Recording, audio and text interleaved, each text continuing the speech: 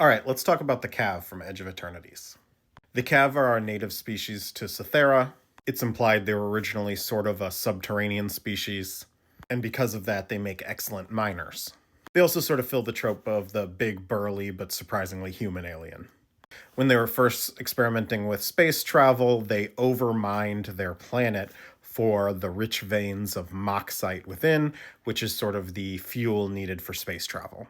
The planet split into two halves, Cavaron before, which is the side that's more or less still intact, and Cavaron that is, which is the side that's shattered.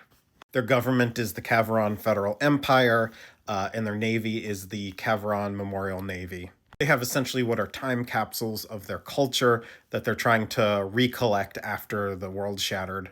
These are called memorial vaults. They're very important. They're like all the significant culture and art that they were trying to preserve as their planet was getting destroyed. Technology-wise, almost everything they use is modified mining technology. And they have a much more brutalist aesthetic. They fill that space miner trope too. The blue-collar aliens, if you will. One of the main characters of the story, Tanuk, used to be part of the Memorial Navy, but he left for reasons you'll find out in the story. But the Cav are basically people in exile. They want Avendo because they consider it their planet because it's in their system. And ironically, it's only the shattering of Cavaron that warmed the planet up enough because they co-orbit the Cythera.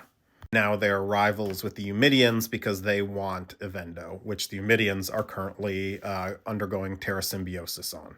Like the Eumidians, they're bringing back an older magic creature, in this case the Kavu. The Kavu on Dominaria were subterranean creatures that Gaia, the world soul of the plane, sent to the surface to help fight Phyrexia. It's implied she created them for that purpose at some point in the past. But while the Kavu are intelligent, they are not necessarily like a sapient species, whereas the Cav are. Now, I've already seen a number of questions like how did we get Kavu out on the edge? And just like any sort of species in magic, there's always examples of convergent evolution in magic. And when I say convergent evolution, I don't mean literally the process of convergent evolution. I mean that magic planes have species that parallel one another, share creature types, even though they have distinct origins from each other. This is why we get elves and goblins and other creature types that look different on different planes. The Cav are just sort of an example of this parallelism.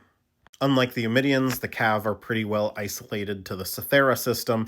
They haven't joined as signatories of Pinnacle yet, so they haven't gone out and started exploring the wider universe in the Edge. And that's the Cav in a nutshell.